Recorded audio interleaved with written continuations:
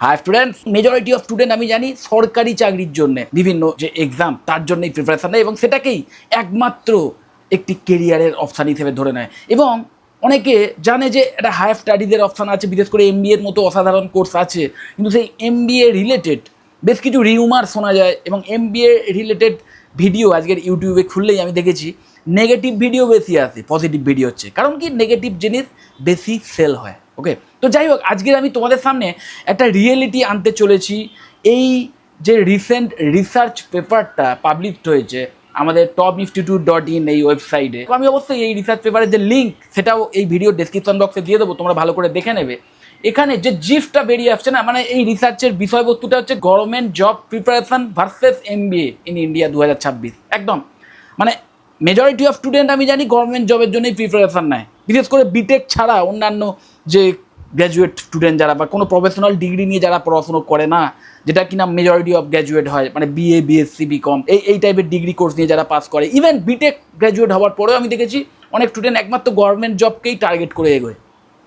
তো সেটা এগোতেই পারে, কিন্তু আলটিমেটলি এটাও আমাদের জানতে হবে যে এমবিএ বলে যে অপশানটা আছে, এটা এমবিএ কোর্স, সেই এমবিএ কোর্সের পরে যে কেরিয়ার অপশানস আছে, তো আমি যদি একটা ক্লিয়ার কম্পারিজন করি যে এই গভর্নমেন্ট জবের প্রিপারেশান যারা নিচ্ছে, যে গভর্নমেন্ট জবের এক্সামের জন্য যারা প্রিপারেশান নিচ্ছে এবং যারা এমবিএ কোর্স করছে, দুজনেরই সাকসেস রেট তার একটা কম্পারিজন যদি করি তাহলে ক্লিয়ার পিকচার চোখের সামনেই এসে যাবে। ওকে, তো আগেই দেখো এখানে একটা জিফট আছে, একদম প্রথম দিকে একটা জিফট আছে, একদম এক্সিকিউটিভ ফাইন্ডিংস, যেটা একদম যে জিফটটা আমি দেখলাম 2014 থেকে 2022 সেন্ট্রাল গভর্নমেন্টের যে অ্যাপ্লিকেশান, সেন্ট্রাল গভর্নমেন্ট যে চাকরিগুলো তার যে অ্যাপ্লিকেশান টোটাল অ্যাপ্রক্স 22 কোটির মতো পড়েছিল। টোটাল 22 কোটি ক্যান্ডিডেটস অ্যাপ্লিকেশান করেছিল সেন্ট্রাল গভর্নমেন্ট চাকরির জন্য 2014 থেকে 2022 অবধি। ওকে, কিন্তু ভ্যাকেন্সিস ছিল বা অ্যাপয়েন্টমেন্ট যারা পেয়েছে তাদের সংখ্যা যদি আমি হিসেব করি এই টাইম পিরিয়ডে, তাহলে হচ্ছে 7,22,000। ওকে, বুঝতেই পারছো 305টা অ্যাপ্লিকেশানসের মধ্যে একটি অ্যাপ্লিকেশান সেটাই কিন্তু অ্যাকসেপ্ট হয়েছে, মানে সোজা কথায় 305 জনের মধ্যে একজন চাকরিটা পেয়েছে, বা যারা অ্যাপ্লিকেশান করেছে তাদের মধ্যে একজন অ্যাপ্লিক্যান্ট তারাই চাকরিটা পেয়েছে। তো বুঝতেই পারছো মানে কতটা অ্যাডভার কম্পিটিশান রেটটা কতটা ভয়ঙ্কর। সেখানে MBA or PGDM intake in India এআইসিটির যে হিসেব ওয়াইজ এআইসিটি অ্যাপ্রুভ যে কলেজগুলি, সেখানে এমবিএ করা স্টুডেন্টের সংখ্যা প্রতি বছরে এই মুহূর্তে প্রায় 4 লাখের কাছাকাছি বা 4 লাখের বেশি স্টুডেন্ট কিন্তু এমবিএ করে। ওকে, এমপ্লয়েবিলিটি অফ ম্যানেজমেন্ট গ্র্যাজুয়েট, ভালো করে বোঝো, এটাও কিন্তু রিসেন্ট একটি রিসার্চে বেরিয়ে এসছে, আমি তোমাদের দেখাবো।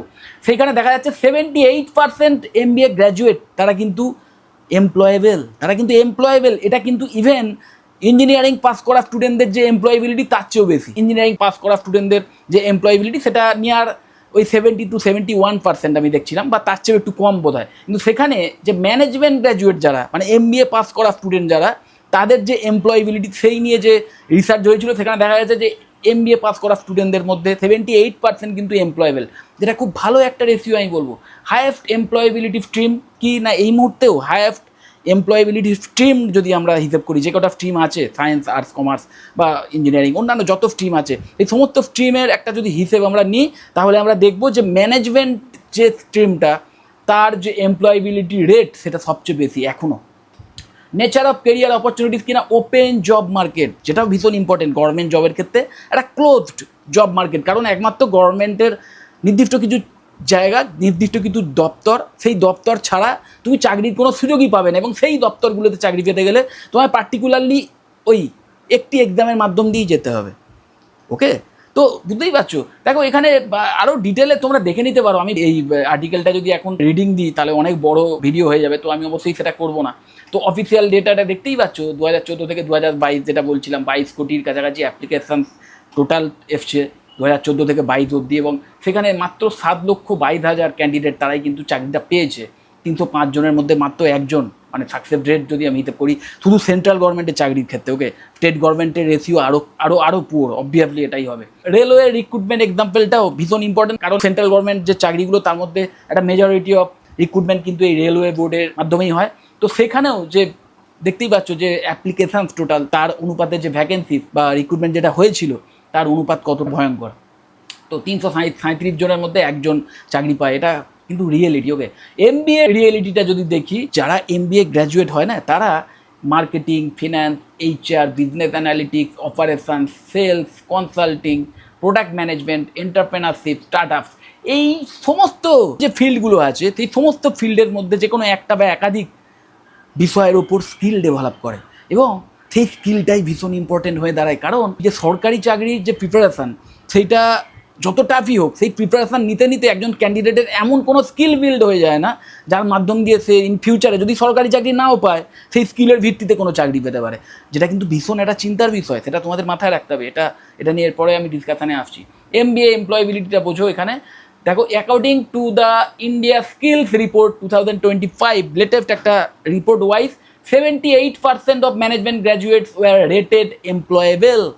এমপ্লয়েবেল মানে এই নয় যে 100 জনের মধ্যে 78 জনই চাকরি পেয়ে গেছে বা চাকরি পাবেই, এমন নয়। কিন্তু তাদের মধ্যে যে স্কিল আছে, তাদের মধ্যে যে নলেজ আছে, যে প্র্যাকটিক্যাল নলেজ বা স্কিল আছে, যেটার গুরুত্ব অলমোস্ট সমস্ত কর্পোরেট সেক্টরই আছে বা প্রাইভেট সেক্টরই আছে, ইভেন সরকারি জায়গাতেও আছে।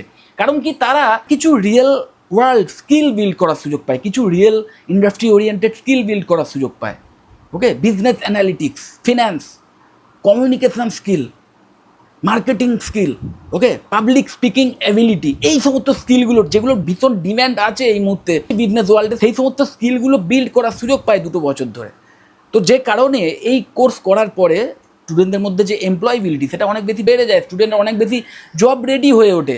ওকে, এবার গভর্নমেন্ট এক্সাম প্রিপারেশন সেটা নিতে নিতেও তোমার যে স্কিলগুলো বিল্ড হতে পারে সেটা কি কি ভালো করে বোঝো। Quantitative aptitude, logical reasoning, general awareness, English, time management, exam strategy, consistency, discipline, এইগুলো যথেষ্ট ভালো, যথেষ্ট ইম্পর্টেন্ট। কিন্তু মানে এগুলোর মধ্যে এমন কোনো টেকনিক্যাল স্কিল বা ম্যানেজমেন্টের স্কিল বিল্ড হয় না যার মাধ্যমে ওই সরকারি চাকরি ছাড়া অন্য কোনো জায়গায় এসে তুমি চাকরি করতে পারো। বিশেষ করে প্রাইভেট সেক্টরে বা কর্পোরেট ওয়ার্ল্ডে এসে চাকরি করার জন্য যে স্কিলগুলোর প্রয়োজন সেইগুলো বিল্ড হওয়ার সম্ভাবনা খুব কম থাকে কিন্তু এই গভর্নমেন্ট জব প্রিপারেশনের ক্ষেত্রে। ইভেন যদি কেউ মনে করে যে আমি একটা স্টার্ট আপ শুরু করতে চাই, যেটা কিনা আমি দেখেছি অনেক MBA গ্র্যাজুয়েট আমি দেখেছি তারা MBA কোর্স করার আগে এইভাবেই MBA কোর্সটা চুজ করে যে কোর্স কমপ্লিশনের পরেই আমি যাতে একটা চাকরি পেতে পারি, একটা ভালো কর্পোরেট সেক্টরে চাকরি পেতে পারি। কিন্তু MBA কোর্স করতে করতে বিশেষ করে ফার্স্ট ইয়ারে আমি দেখেছি বেশ কিছু সাবজেক্ট আছে যেইগুলো না মানে একজন স্টুডেন্ট যদি সত্যি মন দিয়ে পড়ে, জাস্ট পড়ে, বইয়ের পড়াটার কথাই বলছি, বাইরের এক্সট্রা স্কিল ডেভেলপমেন্টের কথা বলছি না, জাস্ট বইয়ের পড়াগুলোই যদি পড়ে সেগুলোই এত ইন্টারেস্টিং এবং এত মোটিভেটিং এবং ইন্সপিরেটিভ এবং এত ইনফরমেটিভ যে একজন স্টুডেন্ট নিজেই, অনেকে আমি দেখেছি যে তারা নিজের বিজনেস দাঁড় করানোর স্বপ্ন দেখে, সেই কনফিডেন্স পেয়ে যায় এবং সেই রিলেটেড বেশ কিছু রিয়েল ওয়ার্ল্ড যে এক্সপিরিয়েন্স ইভেন বা বিশেষ করে বলবো আমি পুঁথিগত বিদ্যাই, কিন্তু সেই পুঁথিগত বিদ্যাও ভীষণভাবে যে কতটা প্র্যাকটিক্যাল হতে পারে সেটা যারা MBA কোর্স ভালো করে করেনি তারা বলতে পারবে না বা বুঝতে পারবে না ব্যাপারটা। মনে হতে পারে আমি অতিশয়োক্তি করছি।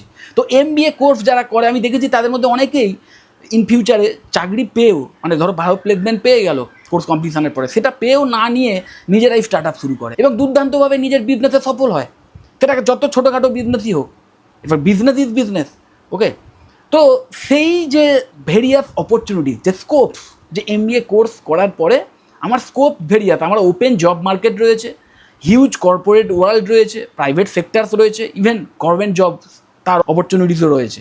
আবার আমার নিজের বিজনেস দাঁড় করানোর মতো ক্যাপেবিলিটিও তৈরি হয়ে গেছে। তো এই যে হিউজ স্কোপসটা, এই স্কোপটা কিন্তু একদমই এই গভর্নমেন্ট জব এক্সামের যে প্রিপারেশন তার মাধ্যমে তুমি পেতেই পারো না, অসম্ভব। কারণ ওখানে স্কোপ বলতে ওই একটাই, যে পার্টিকুলার কোনো একটা গভর্নমেন্ট জব সেটাই তোমাকে পেতে হবে ওই একটা এক্সামে, এবং যেখানে মার্কসই শেষ কথা।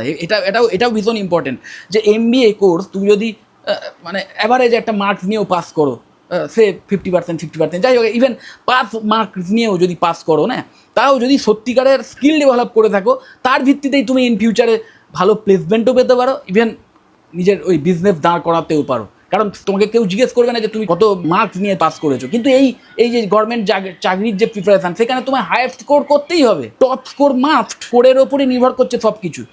ওকে, যেটা কিনা ভীষণ একটা, আমি বলবো, আনপ্রেডিক্টেবল একটা বিষয়, এবং যেখানে কম্পিটিশানটাও এত হিউজ। দেখতেই পাচ্ছ, মানে যদি কোটিতে অ্যাপ্লিক্যান্টস হয় তাহলে চাকরির সংখ্যা কয়েক লাখ, আর যদি কয়েক লাখ অ্যাপ্লিক্যান্টস হয় সেখানে চাকরির সংখ্যা হয়তো কয়েকশো কি কয়েক হাজার। যদি আমি আমাদের স্টেটের যে পরীক্ষাগুলোর কথা বলি, সেখানে ভ্যাকেন্সির সংখ্যাই হয়তো কয়েকশো কয়েক হাজার, কিন্তু অ্যাপ্লিকেশান বা অ্যাপ্লিক্যান্ট যারা তাদের সংখ্যা প্রায় লাখের কাছাকাছি, লাখের ওপরে চলে যায় অনেক ক্ষেত্রেই, তোমরা জানো সবাই। তো সেই কম্পিটিশানটাই তো অ্যাডভার্স না? এটা বুঝতে হবে যে তোমার মধ্যে হয়তো ক্যাপাবিলিটি আছে। ইভেন আমি দেখেছি অনেক সিরিয়াস ক্যান্ডিডেট, ক্যাপেবল ক্যান্ডিডেট, তারাও বছরের পর বছর পড়াশুনো করছে, সিরিয়াসলি পড়াশুনো করছে, এক্সামও সিরিয়াসলি দিচ্ছে, কিন্তু কম্পিটিশানে ছিটকে বেরিয়ে আসছে, কম্পিটিশানে টিকতে পারছে না। এবং শুধু তাই নয়, যেটা প্রবলেম সেটা হচ্ছে যে এজ লিমিটটা ভীষণ বড় প্রবলেম অলরেডি ছিল, এবং আমি এটাও দেখছি যে এই যে এজ লিমিটটাকে বাড়ানো হয়েছে, যেটার অবশ্যই অনেক ভালো দিকও আছে, আমি মানছি সরকার অবশ্যই ভালো দিকের কথা ভেবেই এই এজ লিমিটটা বাড়িয়েছে, কিন্তু তার একটা বড় নেগেটিভ দিক এটাই যে অনেক স্টুডেন্ট যারা কিনা বছরের পর বছর ওই এক্সামগুলো দিতে দিতে তাদের জীবনের সেরা সময়টাকে মানে কাইন্ড অফ নষ্ট করে ফেলে, এবং এমন একটা এজে এসে রিয়েলাইজ করে এই ব্যাপারটা যে না, এটা আমার জন্য নয়, এবং অন্যান্য যে চাকরির অপশানসগুলো আছে, প্রাইভেট সেক্টরে যে চাকরির অপশানসগুলো আছে সেটা দেখা উচিত, বা আমার নিজেরই কোনো স্টার্ট আপ বিল্ড করা উচিত, কোনো এক্সট্রা স্কিল ডেভেলপ করা উচিত, যার মাধ্যমে আমি নিজে ফ্রিল্যান্সিং করতে পারি, বা নিজেই প্রাইভেট সেক্টরে চাকরি পেতে পারি, বা একটা বিজনেস দাঁড় করাতে পারি, নতুন কোনো স্কিল ডেভেলপ করা উচিত আমার। তো এমন একটা বয়সে এসে এই বিষয়গুলো অনেকে রিয়েলাইজ করে না, যে সেই বয়সে আর নতুন করে কিছু শেখার ক্ষমতা মানুষের থাকে না। আমি বলছি না দেখো শেখার কোনো বয়স নেই, অনেক স্টুডেন্ট বা অনেক ক্যান্ডিডেট এমন আছে যারা ইভেন আফটার 40-45 নতুন করে অনেক কিছু শিখে নতুন কেরিয়ার বিল্ড করে, কিন্তু মেজরিটি অফ স্টুডেন্টের কিন্তু বা মেজরিটি অফ ক্যান্ডিডেটের সেই মেন্টালিটি থাকে না, তাদের সেই মনোবল চলে যায়, তাদের সেই মানসিক যে জোর সেটাই থাকে না, সেই মোটিভেশন থাকে না, সব দিক থেকে তারা অসহায় হয়ে পড়ে, তাদের সেই বয়সটাও বেরিয়ে গেছে এবং সরকারি চাকরিও পায়নি, আর নতুন করে কিছু শেখার মতো উদ্যমও তার নেই।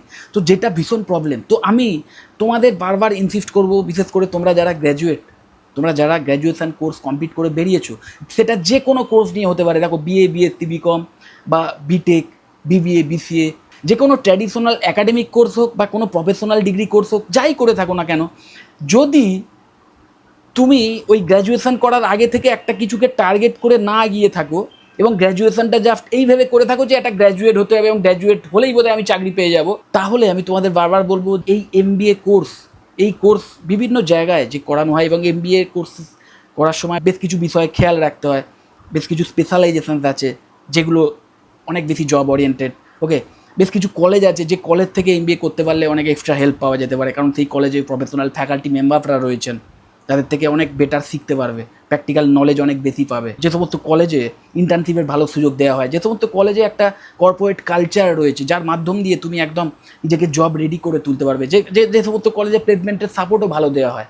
ওকে, তো এইগুলো দেখে একটা প্রপার কলেজ থেকে এমবিএ করো, একটা ভালো কলেজ থেকে এমবিএ করো, এবং ভালো মানে আমি এই বলছি না যে হিউজ ফিজ মানেই সেটাই সেরা কলেজ, এবং কম ফিজ মানেই সেটা খারাপ কলেজ, এটা একদম ভুল ধারণা। দেখো ইভেন নিশ্চয়ই তোমরা জানো এখন যে ক্যাটের মতো হাইলি কম্পিটিটিভ এক্সাম ক্র্যাক করে তারপর আইআইএম এর মতো কলেজ যেখানে ফিস ওই মানে 25 থেকে 30 লাখ টাকা, ইভেন তার চেয়েও বেশি হয়, সেই সমস্ত জায়গা থেকে এমবিএ করেও অনেক স্টুডেন্ট চাকরি পায় না, বা চাকরি পেলেও মনের মতো স্যালারি নিয়ে হয় না। এটা হচ্ছে এমনটা নয়, একটা যুগে হয়তো ছিল যে আইআইএম মানেই একদম আকাশ ছোঁয়া স্যালারির চাকরি, কিন্তু এখন সেটা নয়, সেখানেও সেটা নয়। ওকে, তো বুদ্ধিমানের কাজ এটা হবে যে আরওআই এর কথা মাথায় রেখে, রিটার্ন অন ইনভেস্টমেন্টের কথা মাথায় রেখে এমন একটা কলেজ থেকে এমবিএ করা যে কলেজে ফ্যাকাল্টি মেম্বাররাও যথেষ্ট এক্সপিরিয়েন্সড, কোয়ালিফাইড, যে কলেজে ট্রেনিংয়ের ভালো সাপোর্ট দেওয়া হয়, যে কলেজে ইন্টার্নশিপের সুযোগও ভালো দেওয়া হয়, কিন্তু যে ফিজ ভীষণ অ্যাফোর্ডেবল। আমাদের ওয়েস্ট বেঙ্গলে ম্যাকআউট অ্যাফিলিয়েটেড, এআইসিটি অ্যাপ্রুভড বেশ কিছু কলেজ এমন আছে, যেমন আমি উদাহরণ হিসেবে আমি অবশ্যই নাম করতে পারি Swami Vivekananda institute of management and computer science বা এসবিআইএমসিএস কলকাতা।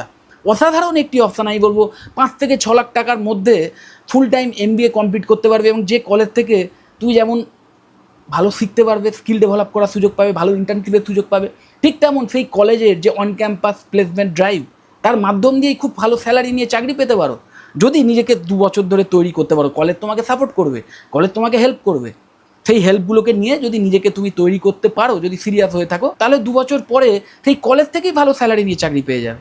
ওকে, তো এটা একটা দিক। এরপরে অবশ্যই যদি তুমি মানে একটা টার্গেটেড পার্সন হয়ে থাকো, যদি তুমি গ্র্যাজুয়েশন কোর্সে অ্যাডমিশন নিয়েই থাকো একটা টার্গেট করে যে আমি ইন ফিউচারে আমি বিটেক করছি, তারপরে এমটেক করবো পার্টিকুলার কোনো একটা স্পেশালাইজেশন নিয়ে, তারপর আমি রিসার্চ ওরিয়েন্টেড ফিল্ডে যেতে চাই, বা আমি হায়ার স্টাডিজ করতে চাই, বা আমি সেই রিলেটেড প্রফেশনালি হতে চাই, যে আমি এআইএমএল ইঞ্জিনিয়ার হতে চাই। তো সেই কারণে বিটেক করেছি সিএসসি নিয়ে, দেন আমি এমটেক ইন এআইএমএল ইঞ্জিনিয়ারিং পড়তে চাই, তারপরে আমি এই এআইএমএল ইঞ্জিনিয়ারিংয়ের কেরিয়ারেই যেতে চাই। তাহলে অবশ্যই এমবিএ তোমার জন্য নয়। আর অবশ্যই এটাও ঠিক যে যদি গভর্নমেন্ট জবটাই তোমার আগে থেকেই টার্গেট হয়ে থাকে, যে একদম গ্র্যাজুয়েশন করার সময় ফার্স্ট ইয়ার বা সেকেন্ড ইয়ার থেকেই তুমি এই গভর্নমেন্ট জব ক্র্যাক করার জন্যই প্রিপারেশান নিচ্ছ, তুমি একদম ডিটারমাইন্ড, তুমি 2-3টে গভর্নমেন্ট জব একদম টার্গেট করে রেখেছো, এবং তার জন্য প্রয়োজনীয় যে এক্সাম, তার জন্য প্রিপারেশান তুমি গ্র্যাজুয়েশন চলাকালীনই স্টার্ট করে দিয়েছো, প্রপারলি সেইভাবে এগোচ্ছ, তাহলে অবশ্যই তুমি গভর্নমেন্ট জবের জন্য ট্রাই করো। ইভেন যদি সেটা নাও হয়ে থাকে, তুমি গ্র্যাজুয়েশন করার পরেও যদি মনে করে থাকো যে না আমি গভর্নমেন্ট জবই আমার চাই এবং সেই জন্য আমি ট্রাই করতে চাই, তাহলে আমি অবশ্যই বলবো 2 বছর সময় দাও। তুমি ম্যাক্সিমাম 2 বছর, বারবার বলছি 2 থেকে 3 বছরও বেশি হয়ে যায় বেসিক্যালি, ওই 2 থেকে 3, তাও আমি ধরে নিচ্ছি যে 2 থেকে 3 বছর তুমি সরকারি চাকরির যে প্রিপারেশান সেটা নিতে পারো, যদি তুমি সিরিয়াস ক্যান্ডিডেট হয়ে থাকো এই চাকরি করার জন্য, এবং যদি তুমি এই চাকরি পাওয়ার জন্য যে কম্পিটিটিভ মেন্টালিটি রাখতে হয়, যে একটা মানে দিনে 17-18 ঘন্টা পড়াশুনো করে নিজেকে একদম তৈরি করতে হয় কোনো একটা কোচিং সেন্টারের আন্ডারে থেকে হোক, বা নিজেই প্রিপারেশান নিয়ে হোক, সম্ভব। ওকে, পাওয়া যায় না আমি বলছি না, পাওয়া যায়, এবং সেইভাবে ডেডিকেশান দিয়ে যদি ওই গভর্নমেন্ট চাকরিটাই যদি তোমার একদম মানে মেন টার্গেট হয়, তাহলে অবশ্যই 2 থেকে 3 বছর তার জন্য সময়টা দিতে পারো।